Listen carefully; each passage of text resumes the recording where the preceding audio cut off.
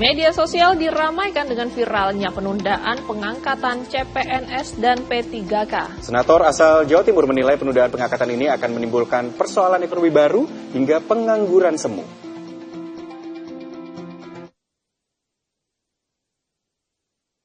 Viralnya tagar CPNS dan juga tolak TMT serentak hingga pita hitam yang beredar di media sosial membuat anggota DPD RI Lia Istifhama turut angkat bicara.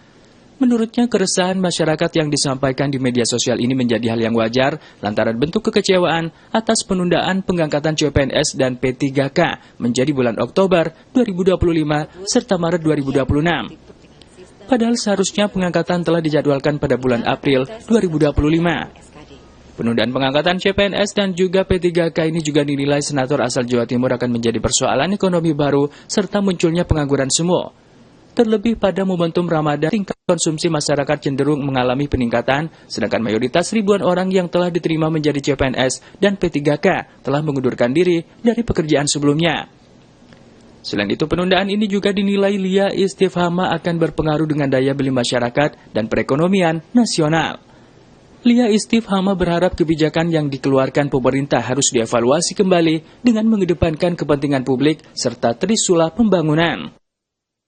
Kira itu merupakan hal yang sangat wajar terjadi ketika publik mempertanyakan terkait pemunduran jadwal dari pengangkatan CASN maupun P3K, karena memang kita semuanya sama-sama sudah mendengar informasi bahwasanya memang setelah Idul Fitri sekitar bulan April itu memang mereka sudah bisa bekerja, mereka sudah diangkat, mereka tidak akan pengangguran. Tapi kalau kemudian ini ditunda, yang kemudian ASN-nya itu CASN-nya sebagai mundurnya di bulan Oktober 2025 dan P3K-nya itu mundurnya di Maret 2026. Nah, kita kan di sini berbicara tuh beberapa hal. Yang pertama, kita berbicara ada sebuah imediasi. Apa tuh imediasi?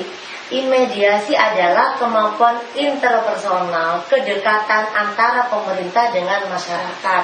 Itu harus selalu terbangun. Ini akan sangat terbangun, sangat baik ketika adanya high trust yang sangat tinggi. Bahwasanya memang pemerintah tuh sangat memperhatikan nasib dari publik atau masyarakat. Apalagi yang kedua nih, kita bicara trisula pembangunan. Bahwasanya ada 3 poin pokok dalam trisula pembangunan. Yang pertama, pertumbuhan tinggi berkelanjutan, kita bicara ekonomi ya kan. Yang kedua, kita bicara penurunan kemiskinan. Yang ketiga, kita bicara peningkatan kualitas SDM. Ini sangat-sangat penting, mengingat poin ketiga, kita semakin dekat menuju generasi emas 2045. Lantas bagaimana jika mereka ini orang yang suka bekerja, workaholic, kemudian disuruh nganggur? Kira-kira seperti apa? Psikologisnya kayak gimana? Itu nggak mudah loh. Apalagi kita berbicara sekarang tuh kan banyak tuh masyarakat yang memiliki mental responsibility-nya tinggi. Saya kepala keluarga, saya harus mencukupi kebutuhan keluarga dan sebagainya. Apalagi ini menjelang Idul Fitri, sudah pasti mereka berpikir progresif. Banyak sekali aspek ekonomi yang harus mereka penuhi, dan itu akan dipenuhi dengan mereka bekerja secara nyata. Nah, kemudian kalau mereka harus tertunda tadi itu tidak bekerja, itu kira-kira gimana coba produktivitas mereka? Kira-kira mereka tuh benar-benar bisa nggak mengisi waktu yang kosong spare time ini dengan tetap bekerja, entah itu sebagai sambilan, misalnya nih, entah itu sebagai sebagai pelaku usaha UMKM atau apakah mungkin semuanya seperti itu?